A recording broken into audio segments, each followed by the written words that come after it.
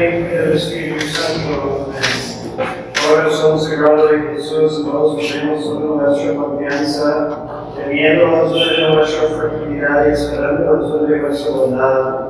Ser el único verdadero de nuestro amor, el reflejo de nuestra vida, nos sostiene nuestra dignidad, la revelación de nuestras faltas, la seguridad de nuestra salvación, de nuestro refugio ahora y de la muerte. Dios te salve María, llena de gracia, Señor es contigo, bendita eres entre todas las mujeres, y bendito sea el fruto de tu vientre, Jesús.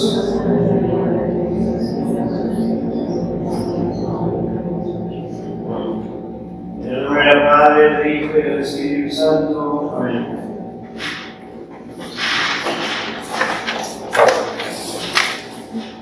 Buenos días. ¿Hay alguna pregunta pendiente de las últimas clases antes de seguir?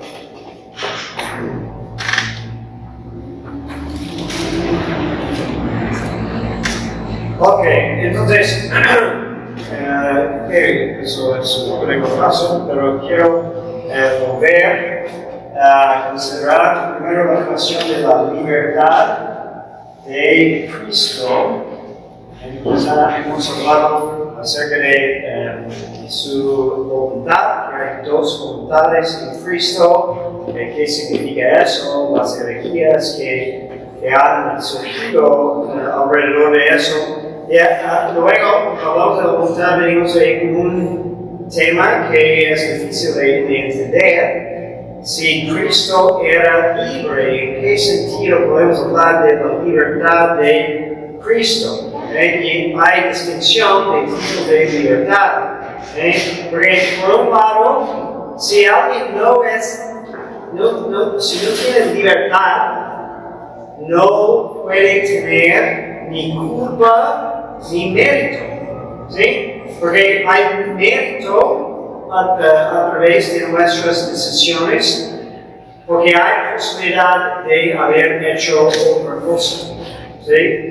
Y mérito también aumenta, puede aumentar cuando elegimos el bien a pesar de la dificultad que implica, ¿no? Pero si somos determinados, entonces ¿qué mérito hay? ¿No? Entonces no hay premio para una máquina por hacer lo que está programada a hacer. ¿Okay? Igual no hay culpa cuando no hay libertad.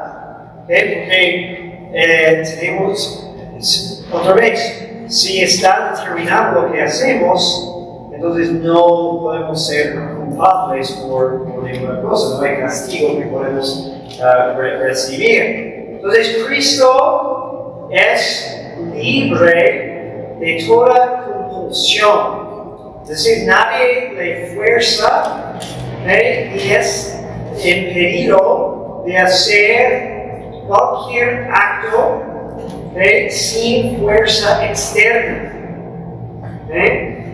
También está libre, tiene libertad en cuanto a necesidad. No hay necesidad que haga cierta cosa y no otra cosa. Pero al mismo tiempo insistimos de que Cristo es impecable y no tiene pecado, porque nunca pecó, y de hecho no pudo pecar, porque al mismo tiempo disfrutaba la plenitud de gracia. Entonces, tenía la gracia de Dios en su voluntad humana para siempre elegir el bien, pero libremente, sin compulsión, sino inspirado y motivado a través de la gracia que tenía en su alma. Y Cristo nos habla varias veces de esa libertad. Dice, nadie me quita la vida, sino yo la entrego. Y también tengo poder de retomarla. Entonces, hay una dificultad en reconciliar la impecabilidad de Cristo con su libertad. Acabo de decir, si no hay posibilidad de hacer el mal, de tomar otra decisión, ¿cómo hay mérito? Pero si decimos que Cristo es impecable, que no tiene pecado, entonces, ¿dónde está su mérito? Pero al mismo tiempo tenemos que reconocer que en Cristo había, o vemos en Cristo, cierta deliberación, o incluso cierto conflicto en Getsemaní, experimentaba angustia por lo que sabía que tenía que hacer, aceptar la voluntad de su Padre para su crucifixión. Entonces, en esa expresión de angustia, vemos que, bueno, ¿por qué tenía angustia si no tenía otra opción? ¿Me explico? De que tenía libertad, y hubiera sido posible decir que no acepto, pero al mismo tiempo por la presencia de gracia que tenía, pues no queremos decir que no podía hacer otra cosa, pero hubiera sido no muy adecuado, de que para Cristo la gracia siempre le empujó, le inspiró y le ayudó a hacer con su voluntad humana lo que era conforme con la voluntad divina. En cuanto a su libertad, entonces vemos que Cristo era libre en todas las cosas, no solamente en cuanto a las circunstancias de los preceptos, sino también en cuanto a la sustancia del precepto. Si fuera de otro modo, entonces no podríamos reconocer obediencia en Cristo. Si no hubiera tenido la posibilidad de haber hecho otra cosa. No hubiera sido obediente en Cristo en guardar siempre los preceptos si no hubiera tenido plena libertad. Pero siempre en Cristo había una gracia eficaz mientras permanecía libre. Y vamos a profundizar en eso más cuando hablamos de gracia como tal. Pero Cristo efectivamente no pecó. Porque dicen los teólogos, para Él que tenía esa gracia eficaz, no solamente que no peca, pero que no puede pecar. No en cuanto a su voluntad, sino en cuanto a la gracia que está operando, ¿no? Es una distinción sutil, pero importante. También sabemos que Cristo siempre tenía la visión beatífica, y los teólogos hacen una distinción de que hay diferentes partes del alma de Cristo. Hay la parte superior y la parte inferior. Y en ciertos momentos de su vida, porque era conveniente para lograr su visión, de que los efectos de la visión beatífica no siempre pasaban o tenían su efecto en la parte inferior. Y eso es lo que estamos viendo cuando Cristo puede exclamar en la cruz de que Dios mío, ¿por qué me has abandonado? No es que realmente estaba separado de la visión beatífica, que dejó de ver la visión beatífica. Porque recuerden que Cristo en cada instante de su vida, desde su concepción hasta el presente, siempre tenía esa visión de Dios, por ser Dios. Pero en ciertos momentos impedía de que su influencia pasaba a la parte inferior. Y eso para que experimentara todo el efecto de nuestra divinidad.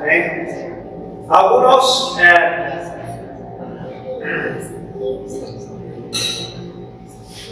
hay algunos que quieren distinguir incluso un doble amor en Cristo, uno que es natural, uno que es gobernado por la visión beatífica, porque es infundido o más sobrenatural. Pero realmente es un misterio cómo es eso. Pero es doctrina de que Cristo nunca dejó de experimentar la visión beatífica. Cristo también, por ser Dios, que tenía todo el poder de Dios, o estaba unido con el poder de Dios, pero el alma de Cristo, como algo creado, el alma humana de Cristo no tenía toda la omnipotencia de Dios, porque es una criatura, su naturaleza humana es una criatura, pero su alma y su cuerpo fue un instrumento eficaz de la divinidad. Entonces, el alma de Cristo coopera en lograr los milagros de la omnipotencia de Dios, y vemos también esa instrumentalidad, por ejemplo, en ciertos milagros que Cristo hace a través, en todos sus milagros, no tiene que decir algo, tocar algo, no, a veces incluso escupe y pone lodo en los ojos de un ciego, hay instrumentalidad en cómo logra los milagros, y también su alma en que está moviendo su cuerpo y mandando y actuando, que la voluntad está viva, operativa. Entonces el alma es instrumento de la divinidad, porque hacer milagros en omnipotencia es una característica que pertenece propiamente a la divinidad.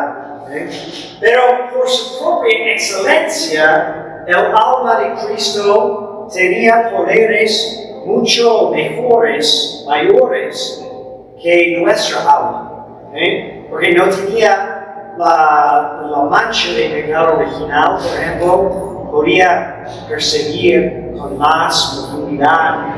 Dicen incluso de que Cristo sintió todos sus dolores de su pasión con más profundidad, porque su alma era más sensible a cualquier desorden, porque fue un alma perfecta, un alma humana perfecta.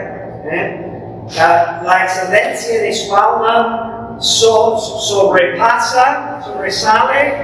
todo otro poder creado. Más poderoso es el alma humana de Cristo aún de los ángeles. Pero sigue siendo humano.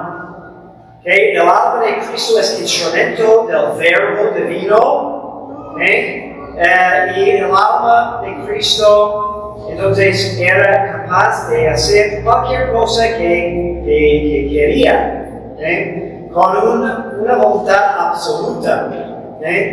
Pero a esas cosas que quería y que quiere con una voluntad condicionada. Recuerden que habíamos hablado de la voluntad de Dios y tiene ese aspecto que hay algunas cosas que desea pero bajo una condición, ¿no? Entonces Cristo dice cuando ve Jerusalén y lamenta y ora por Jerusalén, ¿no? Dice quisiera, ¿no?, de que hubiera podido acoger a todos como la gallina, ¿no?, pero no quisieron, ¿no? Entonces es una expresión, por ejemplo, de la voluntad condicionada. Aún cuando exclama, ¿no?,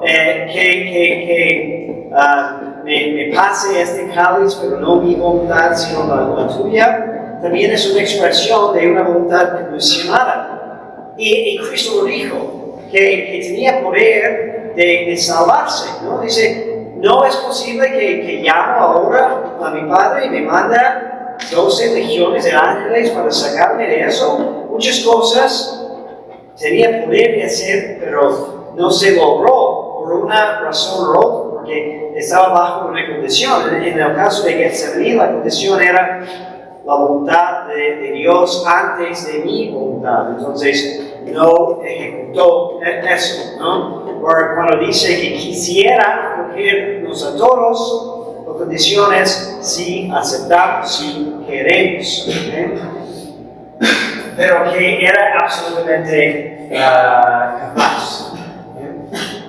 Luego, si Cristo tenía pasiones, las pasiones, ¿qué son pasiones? Son movimientos del alma, ¿okay?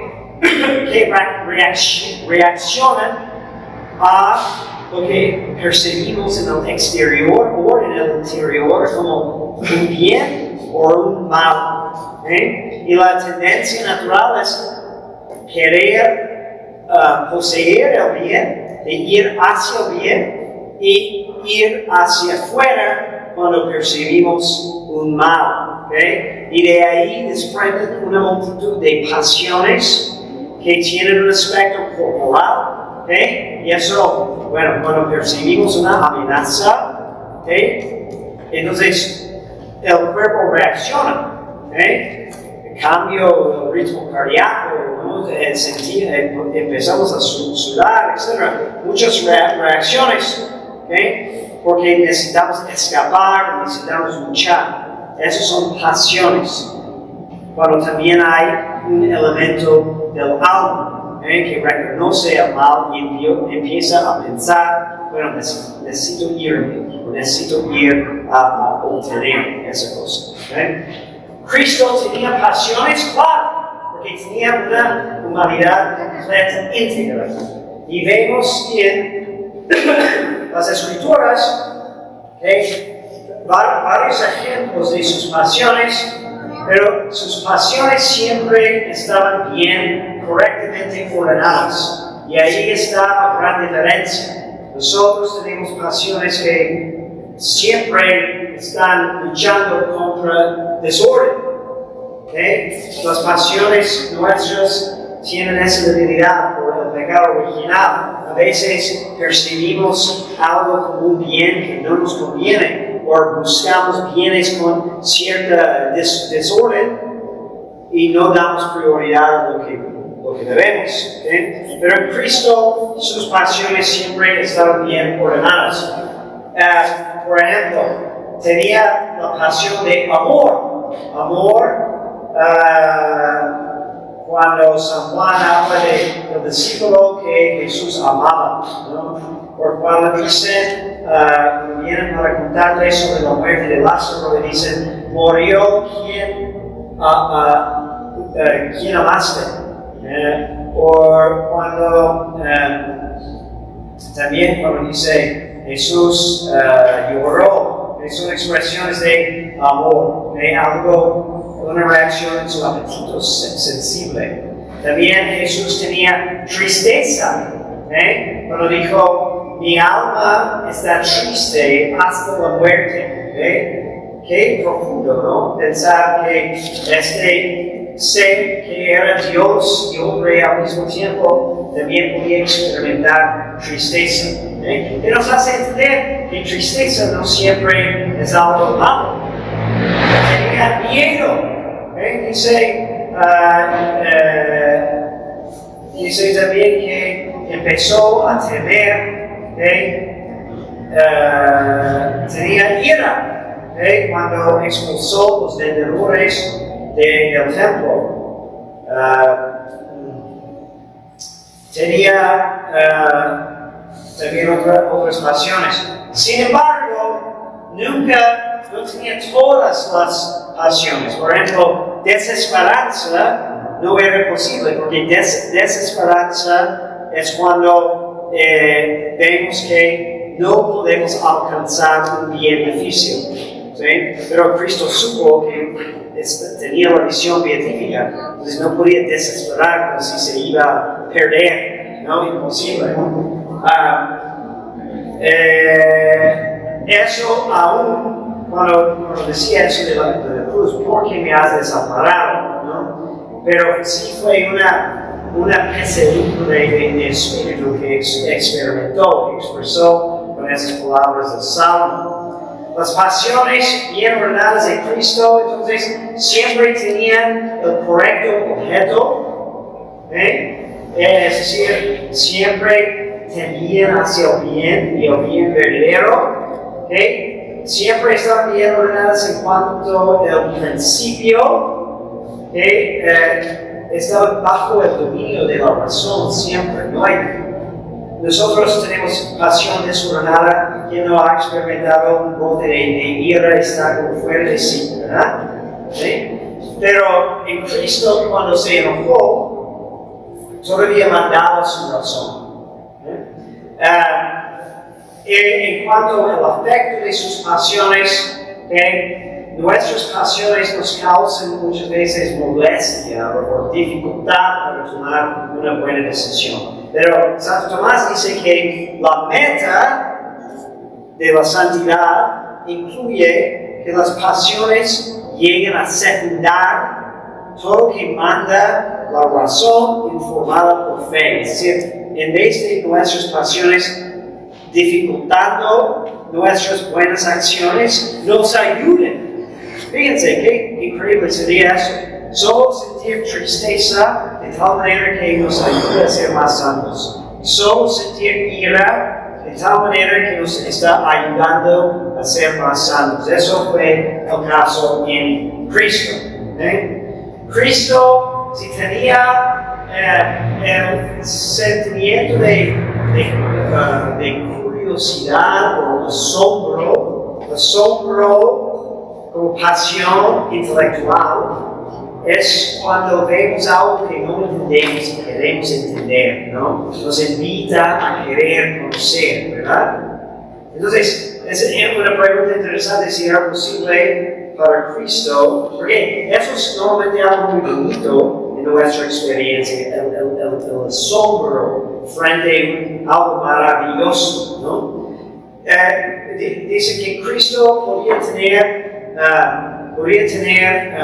asombro por esa curiosidad, solo en cuanto a su conocimiento experimental. Y hicimos la distinción en cuanto al conocimiento de Cristo, que sabía todo en cuanto a Dios, pero por una voluntad específica quería aprender ciertas cosas por experiencia que eran apropiadas para un ser humano. Entonces, como hablar, como caminar, como aprender un taller, etc. ¿no? Entonces, en cuanto a eso, hubo un proceso de sufrimiento en el conocimiento de Cristo, que Él quiso tener, y así puede haber ese asombro. También Cristo es pasible, compasión en el sentido de poder sufrir, pasible,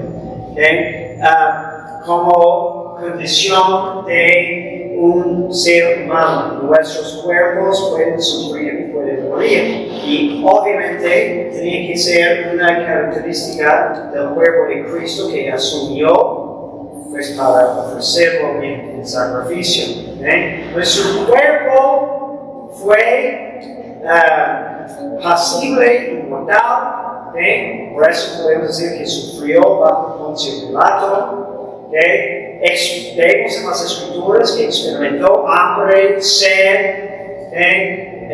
cansancio, etc.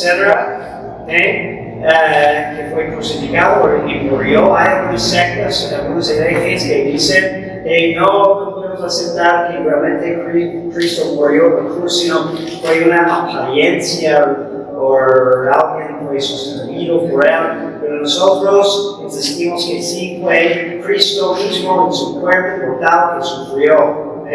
Y fue conveniente, Santo Tomás usa este término con frecuencia, porque cuando queremos insistir que no hubo necesidad en Cristo, pero que sí hubo conveniencia, porque conveniencia dice que es la manera más perfecta, más adecuada. Bien. Y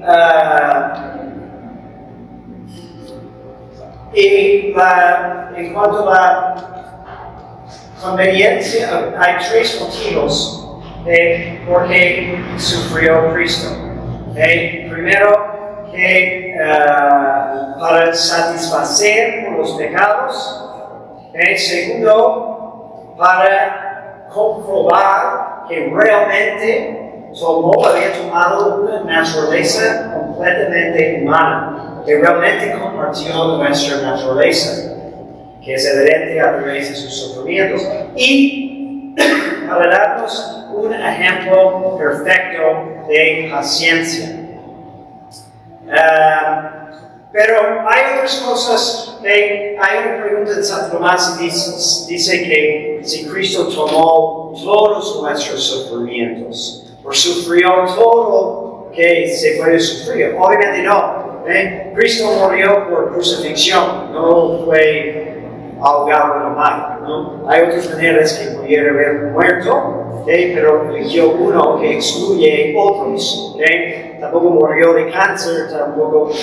Entonces, absolutamente no sufrió todo lo que un ser humano puede sufrir. ¿no? Pero en cuanto a la debilidad que tenía, era posible que sufriera eso, pero no sufrió ciertas cosas que son el resultado de circunstancias o causas particulares, como enfermedades. No vemos en ninguna parte que Cristo se enfermó. ¿no? Interesante. Y muchas veces incluso ciertas condiciones que sufrimos nosotros son resultados no solamente de circunstancias, sino de malas decisiones o estilos de vida, etc. que hacemos, ¿verdad? Y finalmente los padres de la iglesia preguntan acerca de la naturaleza humana de Cristo, su cuerpo, su alma fueron perfectos, completos, bien dispuestos, tenían armonía, y incluso dicen que tenía una belleza extraordinaria, que es resultado de su perfección moral y su poder, de su conexión con la divinidad. Y eso también es interesante porque por hoy no sabemos, no hay fotos de Cristo más allá que la Sábana Santa, pero normalmente en arte no pintamos un Cristo feo, ¿no? Ni una Virgen fea, y es una lástima cuando hay arte que no intenta resaltar la belleza física, porque fíjense que si parte de nuestra creencia es que en la gloria del cielo, uno de los dotes del alma glorificada va a ser que la belleza del alma, su santidad, su nivel de calidad va a resplandecer a través del cuerpo. La belleza del cuerpo sería un reflejo de la belleza del alma, ¿sí? Que en este mundo no es siempre así, pero en el más allá sería la realidad, que no podemos juzgar la belleza del cuerpo según la belleza del alma. Entonces es muy correcto, muy adecuado pensar que en esta vida era el caso de Cristo, ¿no? De que su cuerpo reflejaba la santidad de su alma. Entonces, y tenía, su cuerpo tenía, su naturaleza humana tenía perfección y armonía. Belleza es esa proporción y armonía. Entonces es muy correcto imaginar que Cristo era pues, lo más bello de los hombres, la Virgen era la más bella de las mujeres, no solamente en un sentido moral, sino incluso en un sentido físico. Bien. ¿Preguntas?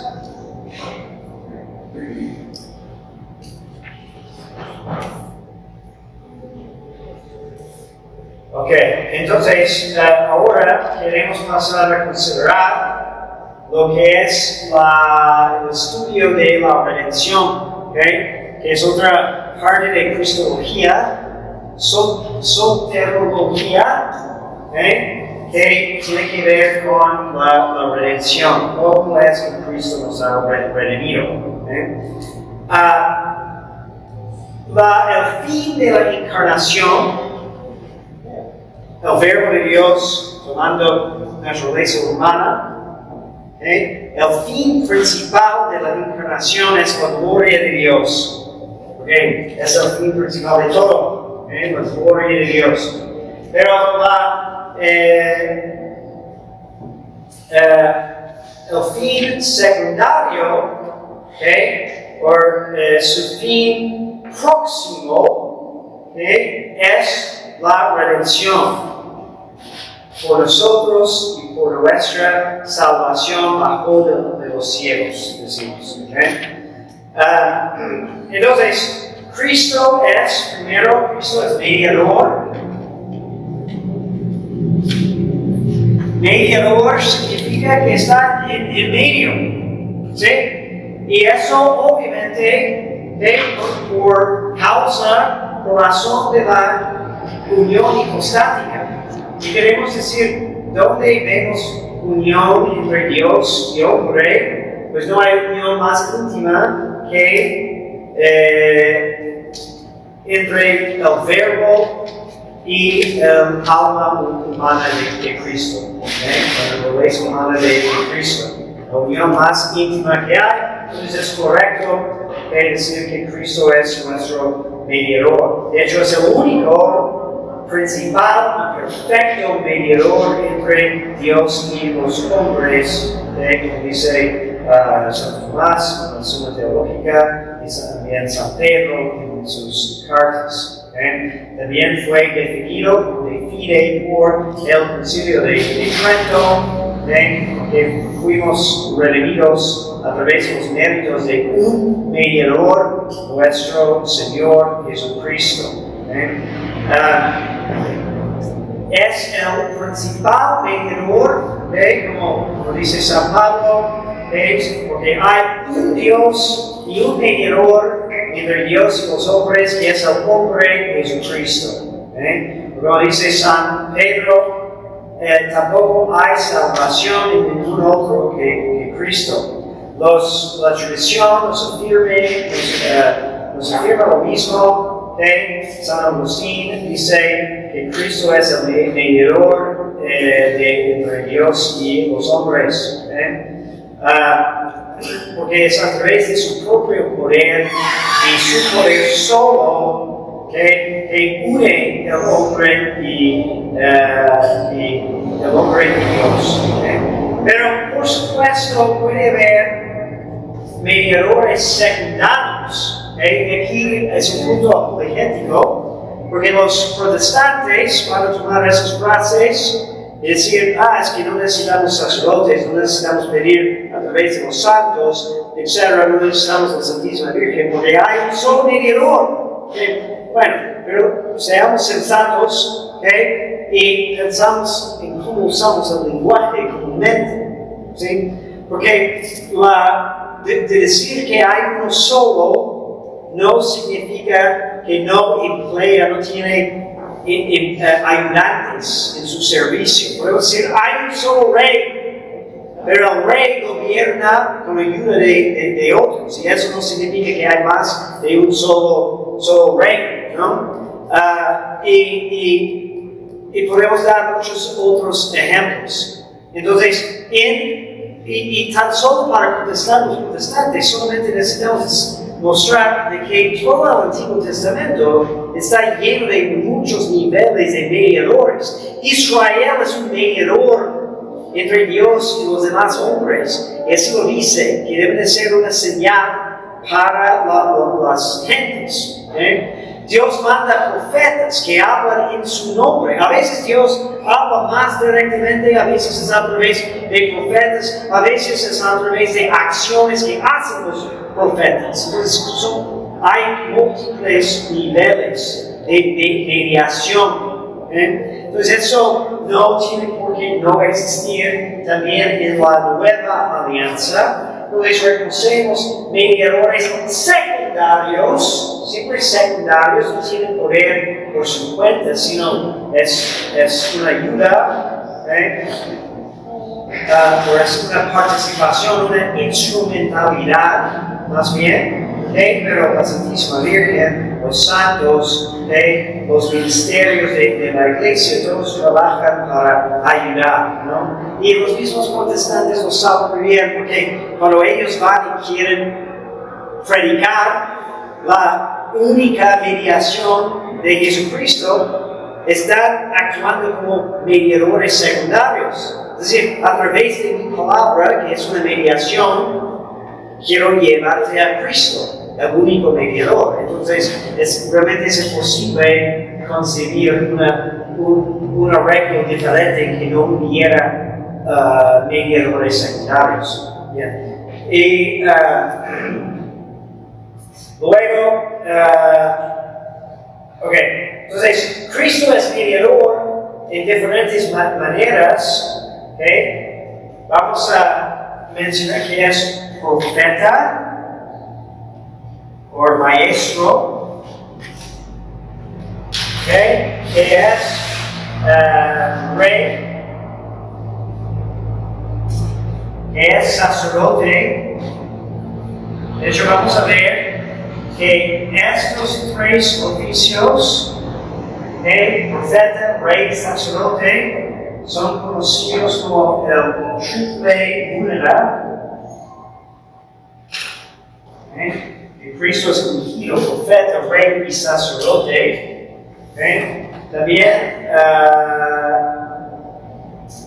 es redentor.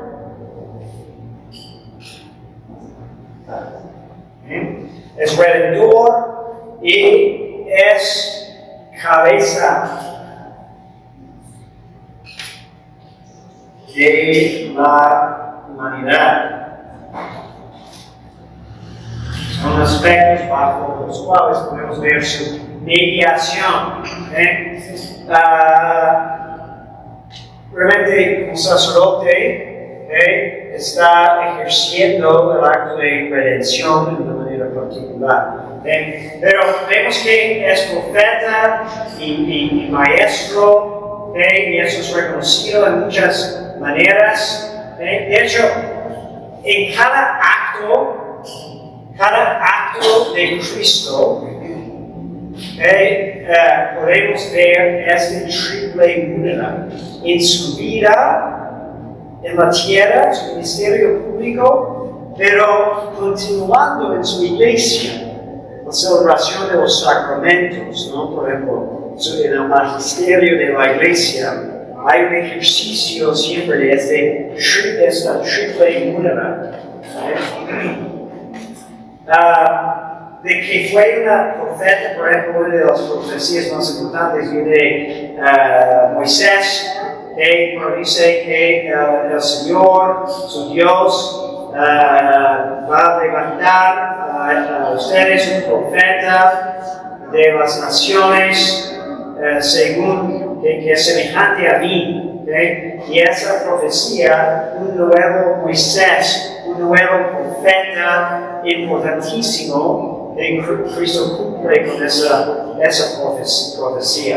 También las personas en el Nuevo Testamento, en el Evangelio, vemos que lo están aclamando como profeta. Cuando hace un milagro o enseña, dicen que ha venido un gran profeta, lo llaman profeta. Profeta, el término profeta, no debemos entender solamente de alguien que anuncia el futuro. A veces pensamos que profecías de predecir lo que va a pasar en el futuro. Más ampliamente se entiende profeta como uno que habla en el nombre de Dios, con una misión divina particular.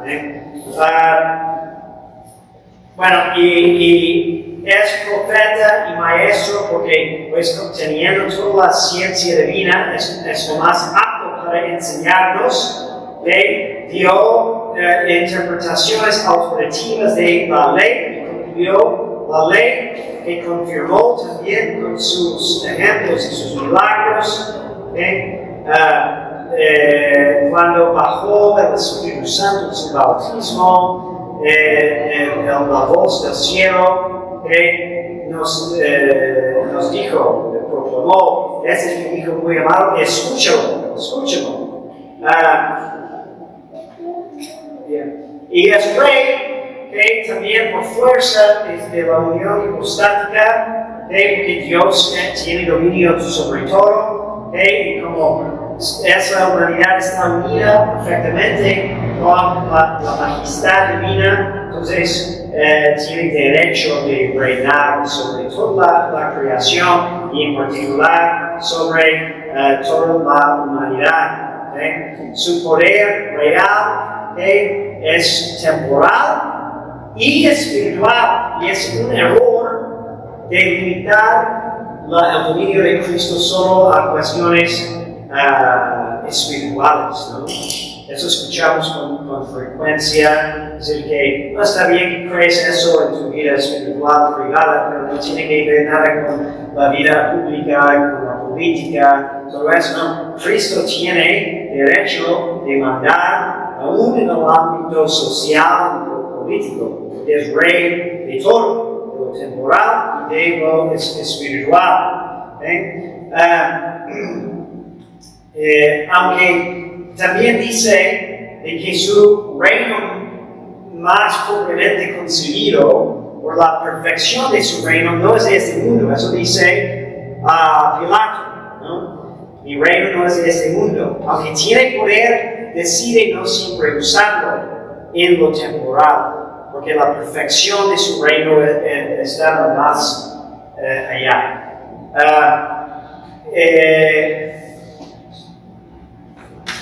Y su poder es completo, legislativo, judicial y proactivo. Es decir, que tiene todos los poderes. Eso vemos de todos los padres de la iglesia, hablan de la realeza de Cristo. En particular, tenemos muy buena explicación de eso en la encíclica de Pablo Pío XI, Quas Primas, que estableció la fiesta de Cristo Rey, que habla de eso. Y ahí también menciona de que tiene este título de rey desde la eternidad, por ser Dios, pero aún más, es aún más evidente ahora a través de su redención, que nos ha redimido, tiene como más derecho de llamarse rey, porque nos ha rescatado, ¿no? Si nos separamos de su poder ahora, nos ha acogido de nuevo. La extensión de su realeza es amplia. De hecho, entramos más propiamente sobre su dominio cuando elegimos ser sus miembros, ¿no? Cuando somos bautizados y renovamos las promesas de bautismo, aunque es de derecho absoluto, pero aún más se reconoce cuando lo elegimos libremente, pero su poder real extiende sobre todas las almas, absolutamente todas, los que lo reconocen y los que no lo reconocen. No hay nadie exento, no es posible que digas, yo tengo otro reino. Bueno, lo puedes decir, y en efecto, en cuanto a tu culpa, puedes actuar como si tuvieras, pero la realidad es que es culpable y merece condenación porque estás ligado a otro rey. Y cuando alguien rechaza su rey para servir a otro, eso se llama traición, y siempre es castigado severamente. Pues Cristo es rey de absolutamente todos, es rey sobre la iglesia, rige y gobierna a través de su jerarquía y su tradición. Es rey sobre la sociedad civil en cuanto a que hay cierto reconocimiento de una distinción de prerrogativas o poderes. No hay separación como tal. Entonces, Cristo como Rey quiere difundir su evangelio a todas las naciones y pide a los reyes, los príncipes de la tierra, los gobernantes, que cooperen con ese objetivo que es lo más importante. No es el comercio, no es el ejército, sino el objetivo de toda la sociedad es proclamar el dominio de Cristo para la gloria de Dios. La excelencia de su belleza, pues, es porque es soberana, es completa, ¿sí? No tiene que compartirla con nadie. Y es universal. Extiende a todos los lugares, todos los tiempos, todas las criaturas, y está ordenada, dirigida hacia el fin más excelente que puede haber, que es bienaventuranza perfecta y la gloria de Dios. Luego, Cristo es redentor. Redención significa cuando redención es un acto por medio del cual una cosa que fue poseída y luego perdida es restaurada. ¿Sí? Es restaurada a través de pagar un precio. Hay un precio para esta restauración. Y en cuanto a la raza humana, podemos definir redención como el acto por el cual la raza humana caída a través de la mediación de Cristo y sus méritos y fue rescatada de la esclavitud del diablo y restaurado a la amistad de Dios. Entonces, a través del pecado original, perdimos nuestra filiación con Dios, perdimos los dones de Dios, fuimos separados de Dios. Entonces, Cristo, a través de su mediación, sus méritos, nos rescata del dominio del diablo y nos restaura a la amistad de Dios.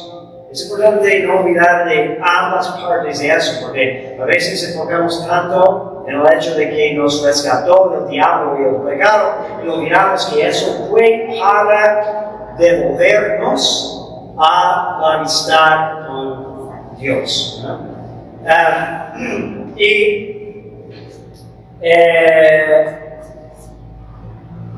La redención, hay muchas cosas para explicar en eso, pero de manera de introducción para el momento que vamos.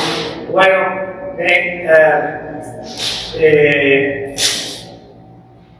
la obra de redención, según Santo Tomás, es principalmente de tiene dos aspectos, ¿no? Es una obra de amor y de justicia al mismo tiempo. Es una obra de amor y de justicia. ¿Okay?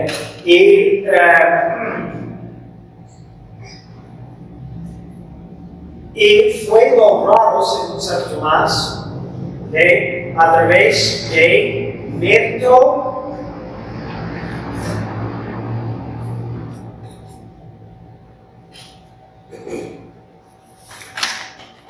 mérito, satisfacción y sacrificio. Entonces necesitamos explicar todos esos términos, porque a lo mejor los hemos escuchado, pero sin distinguir muy bien lo que significa, a través de mérito, satisfacción y sacrificio. Y la manera, su objetivo fue de liberarnos de la esclavitud, del pecado, y restaurarnos a un estado de gracia, que son como los afectos.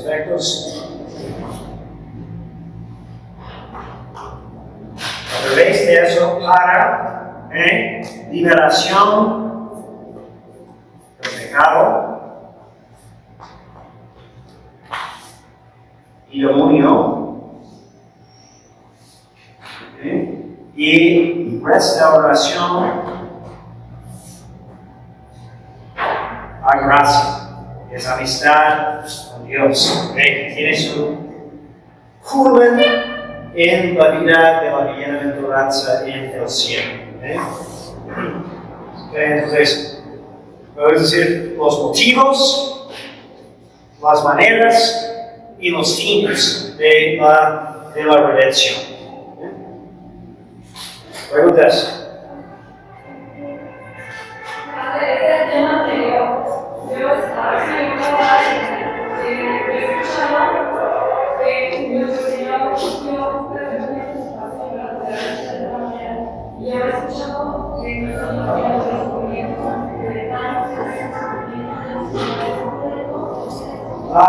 si lo entendemos bien, ¿sí? San Pablo dice, completo en mi cuerpo, lo que le hace falta de los sufrimientos de Cristo.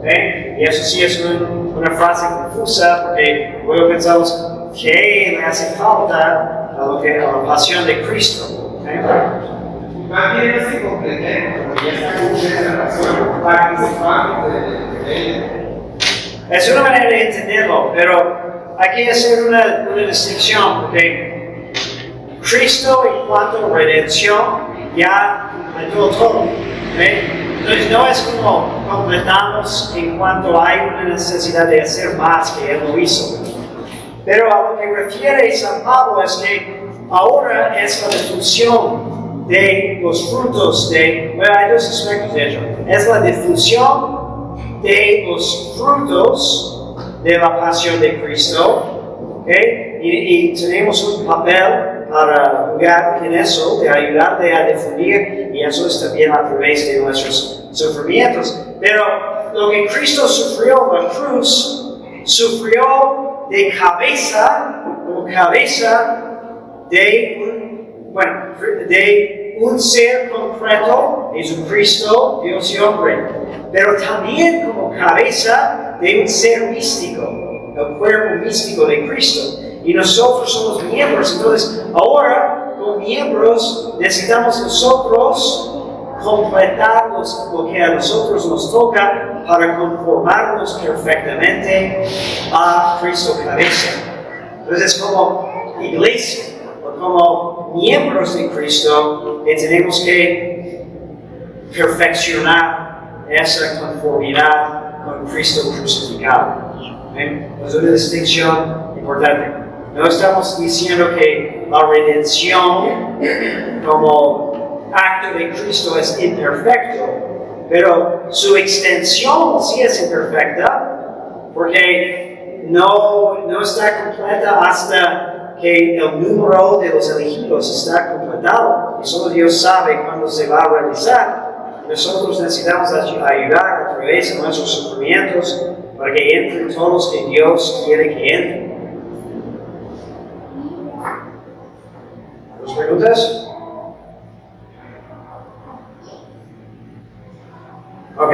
Y ahora, mañana es Pentecostés, y también es interesante para más adelante, ¿no? Pero, porque estamos hablando de redención ahora, la venida del Espíritu Santo es como la última etapa de la obra de redención. Es todo un ciclo que tenemos que completar, porque si no seguimos viendo la obra de Dios, el Espíritu Santo, la Pentecostés es el comienzo de la iglesia, porque Dios manda su Espíritu para que Cristo continúe en la tierra a través de su iglesia.